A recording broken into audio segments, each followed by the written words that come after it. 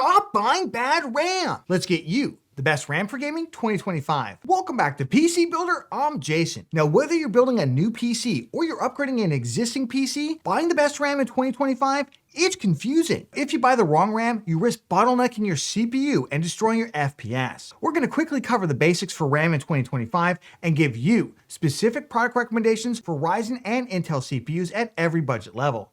Let's jump into it. This video is sponsored by VIP SCD Key. Say goodbye to crazy expensive Windows licenses and that terrible Activate Windows watermark. Right now, use the links in the video description, head over to VIP SCD Key and get a Windows 10 or 11 OEM license for a great price. Pick your product license, then use the PC Builder discount code PC25 for an additional 30% off during their Black Friday sale. Go to the activation settings on your PC, put in the code, and boom!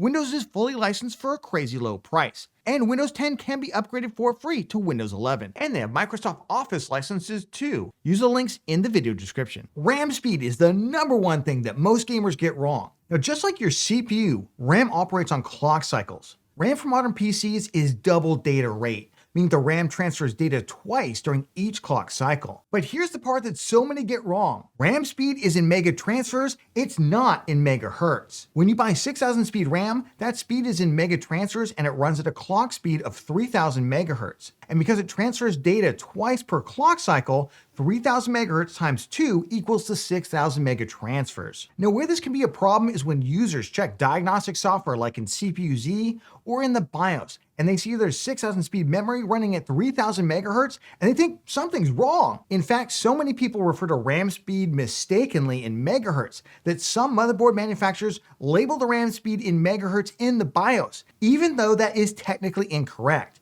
So hopefully this helps you navigate any confusion in the future. The second part of determining the RAM speed, it's called the CAS latency, often abbreviated as either C or CL, followed by a number. CAS latency is the number of clock cycles the RAM takes to do something.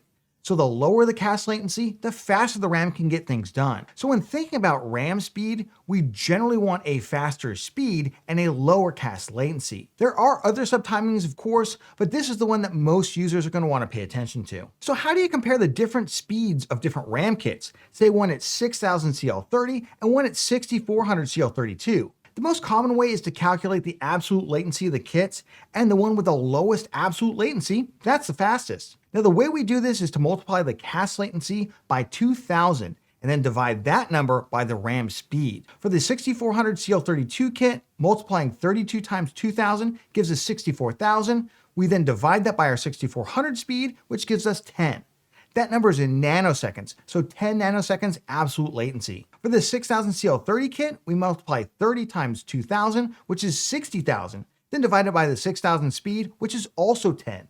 So both kits are 10 nanoseconds, and they are essentially the same speed. If we had a 6000 CL28 kit, we'd find the kit had an absolute latency of 9.33 nanoseconds, which would be the faster of the kits. However, not everything boils down to absolute latency, as CPUs have a memory controller that runs independently of the RAM. The CPU memory controller does need to keep up with the RAM speed, and if your RAM is running above a certain speed in mega transfers, the CPU controller might either fail to boot or run in a mode that reduces performance. Thus, while a DDR5 6400 CL32 kit has the same absolute latency as DDR5 6000 CL30, many Ryzen 7000 and 9000 CPUs will give lower performance with the 6400 CL32 kit because it's out of their sweet spot. This differs by CPU, so we'll talk more about this in our specific RAM recommendations for specific CPUs later in the video. Of course, all RAM on the DIY PC market is intended to be overclocked, typically using a one-click overclocking profile called XMP, DOCP, or EXPO. Now, until you go into the BIOS and activate the one-click overclocking profile, your RAM is going to run at a much slower speed and looser timings than advertised on the box. We cover how to do this in our How to Set Up a PC video, so I'll leave that link down in the video description for you to check out.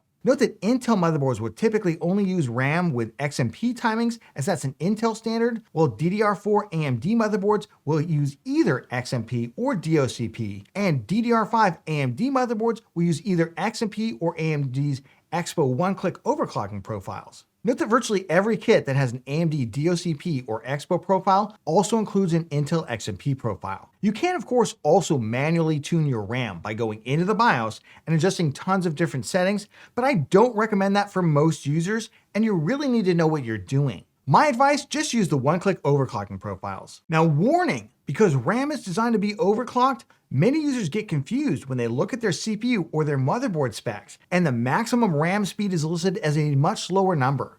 Remember, those specs are the stock setting, and do-it-yourself PC builds and even pre-builds are designed to use the one-click overclocking profiles, and that's why those numbers are different. Now, in full disclosure, both AMD and Intel include statements that any overclocking, even the use of these one-click profiles, may void your warranty. However, both companies have a don't ask, don't tell policy regarding overclocking, and for over a decade have honored their warranties in these situations. So my advice is to use the one-click overclocking profiles and trust that if needed, they'll honor your warranty. But if you want, you can stick to the stock rated speeds. Quick note, if you're looking to upgrade the memory on a pre-built gaming PC that uses proprietary or non-standard parts from a company like Lenovo or Dell, for instance, the BIOS of many of these proprietary systems doesn't necessarily allow the use of XMP or any form of automatic overclocking profile, which heavily limits compatibility. So if you do own one of these OEM pre-built systems that doesn't use off-the-shelf parts, you should check your motherboard and BIOS manual before buying the RAM. How much RAM do you need for gaming in 2025? I strongly recommend 32 gigabytes total for system RAM for gaming in 2025. We've now seen several new AAA titles where only 16 gigabytes of RAM does lead to some micro stuttering.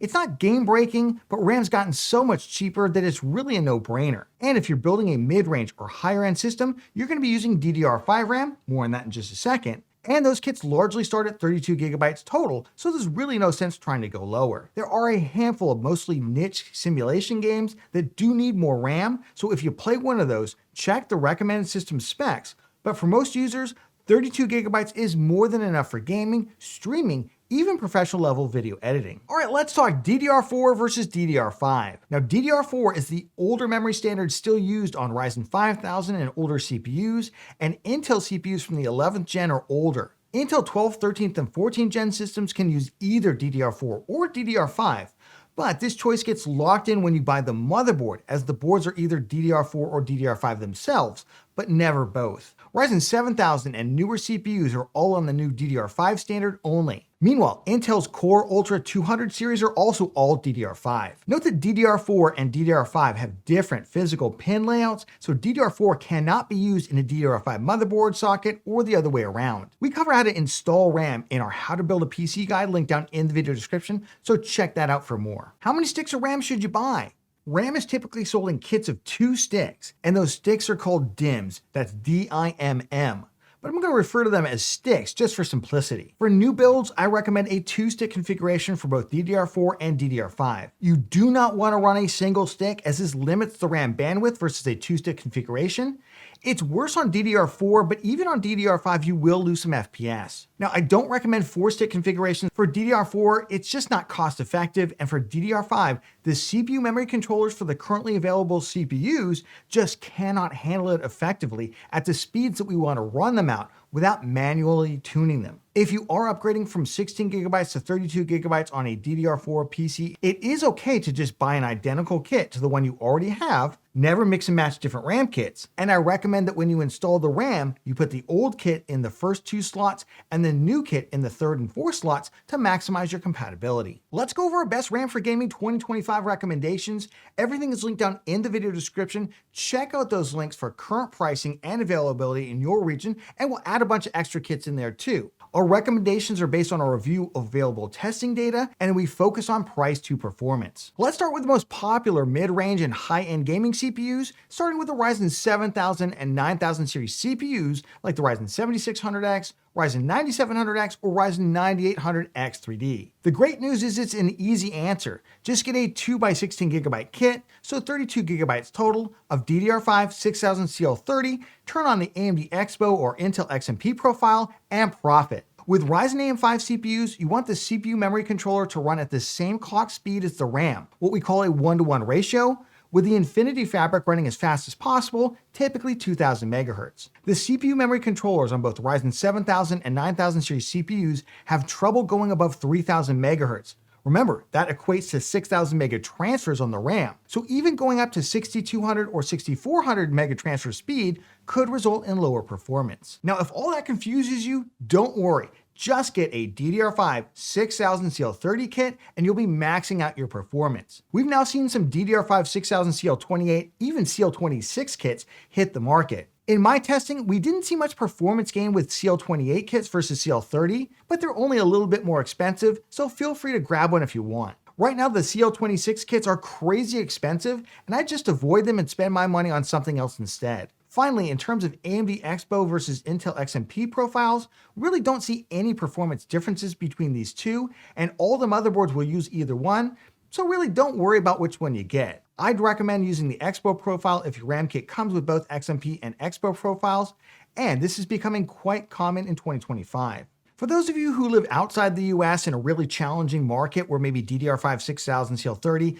either not available or super expensive, you can of course get 5600 CL40 or faster, even go down to 5200 CL40 if you have to. Now, in terms of particular kits that I like, my most recommended kits have been the Team Group T-Force Delta DDR5 6000 CL30 RGB kits. They come in black or white, they look amazing, and they can usually be picked up for just under $100. If you just want the cheapest RAM kits, Silicon Power, Team Group, and Patriot all offer kits without RGB in black, white, or silver for about $85. Other popular kits include RGB Silicon Power kits for $95, the G.Skill Triton Z5 Neo in black or white. The Neo part just means it has AMD EXPO timings, but remember, motherboards can use XMP timings as well, so if you see a deal on the regular Z5 kits, you can pick those up as well. For low profile RAM, especially for those of you building a mini ITX build with a low profile cooler, the G.Skill Ripjaws or Flare series are also really good, and they're super low profile for insane cooler clearance, and they also come in black or white. And if you want the DDR5 6000 CL28 stuff, it starts at about $120 for T-Force Delta RGB kits and quickly goes up in price. I'll leave more kits linked down in the video description for you to check out. For mid-range to higher-end Intel CPU builds using the new Intel Core Ultra 200 series or 13th or 14th generation Intel CPUs that are unlocked with a K in their name, like the 14600K, my RAM advice, it's pretty much the same as the Ryzen CPUs. Get DDR5 6000 CL30. And despite the Core Ultra 200 series now being able to use the new CU DIMMs, they really don't offer any additional performance, so just grab the regular DDR5 6000 CL30. For budget gaming CPUs like the Ryzen 5000 CPUs, as well as Intel i5 12400 or 12600K, along with the i5 13400 and 14400, what we're primarily looking for here is the cheapest way to get to 32 gigabytes. That's going to be either a DDR4 3200 CL16 kit or DDR4 3600 CL18 kit. Those are both the same speed. Don't exceed 3600 mega transfer speed, as the CPU memory controllers have a hard time with this. And remember that for Intel 12th, 13th, and 14th gen CPUs, you also need a DDR4 motherboard. You can find non-RGB 32GB RAM kits for as little as about $44 in the US from vendors like Silicon Power, Patriot, or Team Group. If you want RGB, it's a little tougher to find affordable kits, but Silicon Power does make a nice one called the Zenith for about $10 more. But do not overspend here. The whole point of super budget gaming CPUs is to push that extra money to get a better GPU, not overspend on your RAM. Remember, everything is linked down in the video description, so check those out for current pricing and availability in your region. And if you got value out of this video, please give it a like, so it really helps out the channel. And of course, subscribe for more cool PC content. And we'll catch you on the next one.